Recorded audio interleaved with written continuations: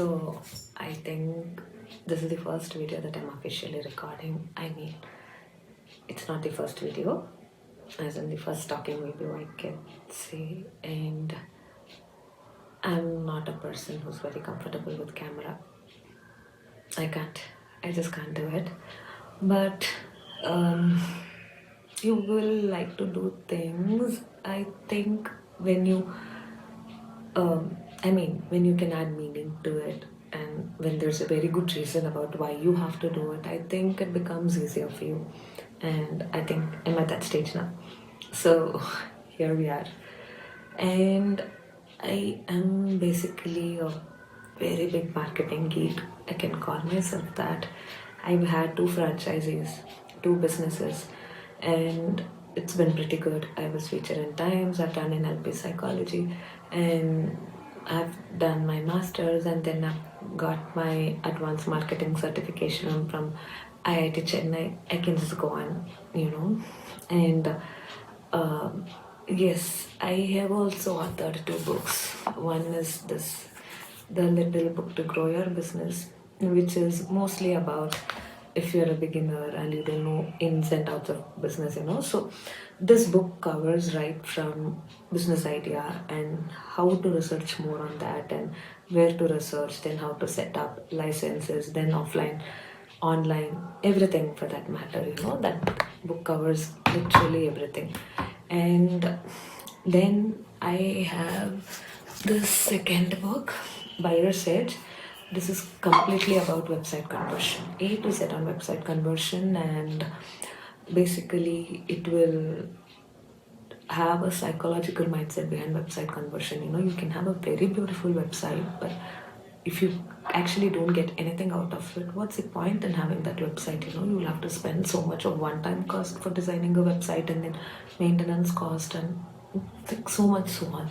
So the entire purpose will be only when your website is actually going to generate revenue, right? Otherwise, there's no point. So the second book is all about that. And actually, the very good point behind that second book is, after reading the initial few basics about the psychology and mindset and stuff, you can just skip to your particular business style to see how to frame or design your website. You literally don't have to read the entire book. I'm honest, if you like, please read. I've put in a lot of efforts into it. But otherwise, you do have that option, because I understand we're all pretty busy and we just need to get everything. We just need to do everything in that little time possible, right? So I absolutely understand that. I have mentioned that very clearly in the book. Feel free to skip to the page that is actually relevant to you. And yeah. And the idea behind writing the book started, when the small business owners used to approach me about how to grow their business and stuff. I used to do a lot of free calls just to help small business owners. It used to give me a lot of happiness to do that. And I've learned so much about their struggles and, how ideally they used to have an idea, very good idea, but they would not know anything beyond that. And I practically cannot help that many people also, right? I used to do free calls, I used to do things possible for them, but on a realistic perspective, I just felt they needed some easy way to crack this through, and that is the reason why I had the first book, and then first book motivated the second book, and here I am. But despite all of these big successful stuffs that I've had with my career, and I'm really, really grateful, to God and to the supportive family that I've had, that I'm able to do all of these stuffs. But almost 4 years back, when I lost my dad, I just felt everything came to a standstill.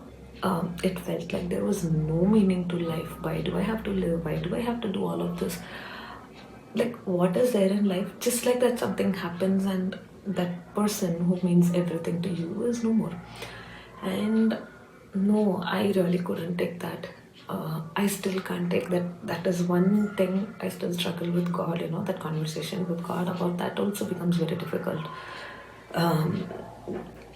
You understand the way you have to understand, everything, but it's very difficult to accept, right? Yes.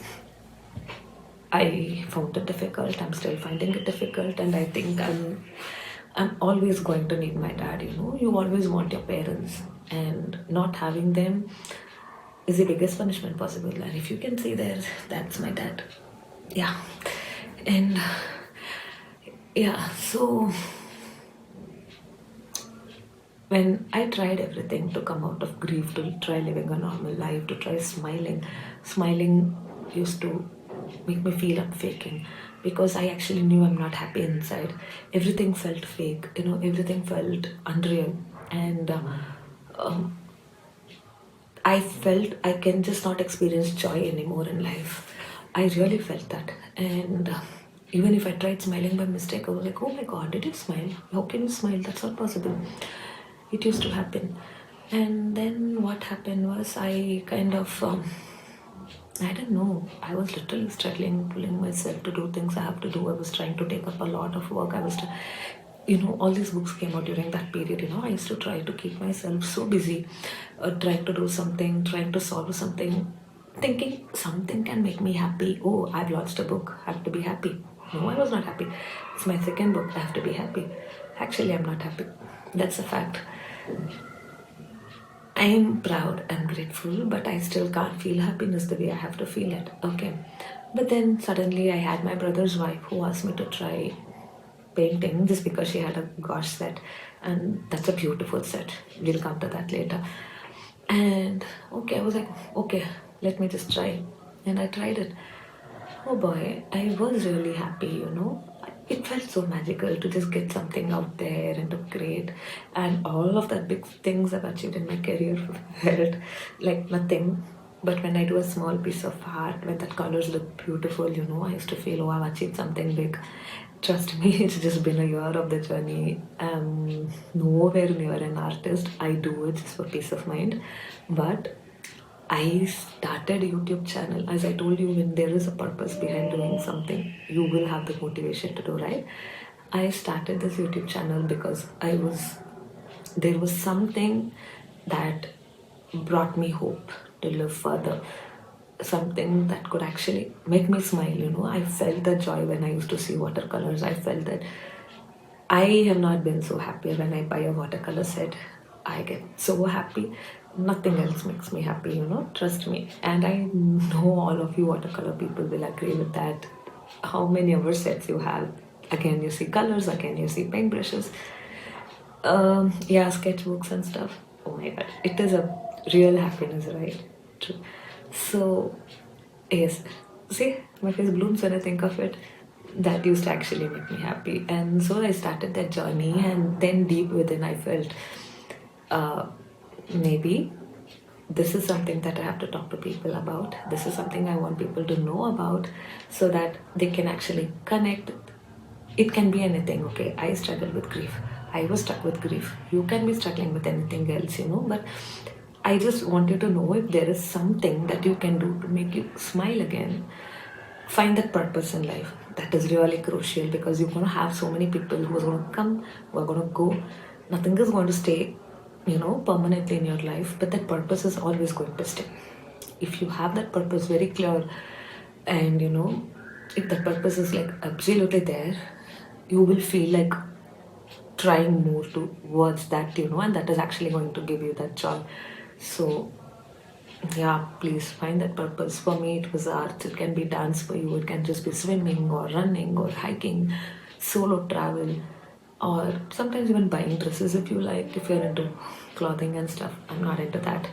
And anything, just try finding that. I think you will have more reasons to smile. That's all I'm saying. So that's just an intro reel. Let's catch up more on the other side. Thank you.